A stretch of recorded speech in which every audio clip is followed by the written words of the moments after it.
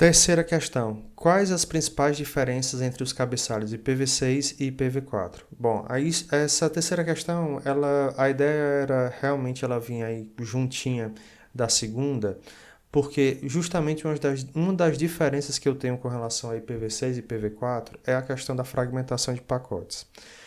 No IPv6, eu tenho um protocolo auxiliar chamado ICMPv6, que ele vai fazer o seguinte. O, Antes de começar a fazer a minha transmissão de um ponto final a outro ponto final, não estou falando de enlace, tá? Não estou falando de um salto. Estou falando do PC1 que está na rede A aqui no Brasil para o PC2 que está numa rede A lá na China, por exemplo. Antes de eu fazer esse transporte, eu vou mandar uma mensagem CMPv6, ok? Pelo IPv6, serve para isso, para tentar checar qual é o menor MTU em todo o caminho em que eu estou realizando, ok? Qual o menor MTU em todo o caminho que eu estou fazendo. Dessa maneira, eu já monto de origem um pacote direcionado a atravessar o menor enlace que houver no caminho, certo? Então, como isso acontece, eu evito que ocorra fragmentação no meio da rede, o que é muito bom, ajuda a aumentar a performance da rede, torna a rede mais eficiente, o processo de roteamento mais eficiente.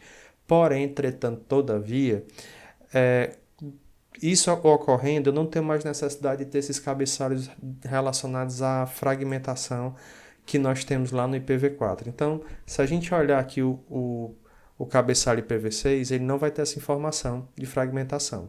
Ele aqui, basicamente, ele tem, no cabeçalho IPv6, eu tenho dois grandes campos de endereço, porque o IPv6 ele trabalha com 128 bits, então isso é bem grande.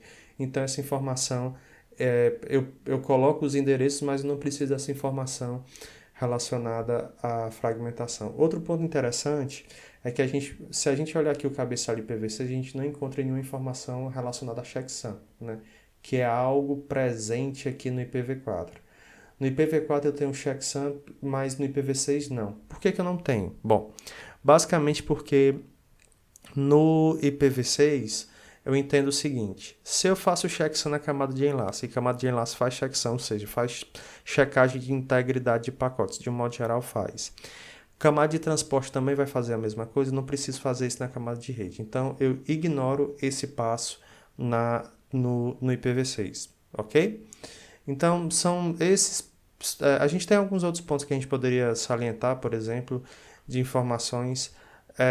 Esse flow label, que é um ponto interessante que eu tenho no IPv6, que me ajuda a identificar que tipo de flow, que tipo de fluxo de transmissão de dados eu estou utilizando, ou seja, eu posso, nos meus roteadores, definir classes de roteamento para saber quais desses, se eu vou fazer um roteamento diferenciado ou não, dependendo do flow label que foi informado.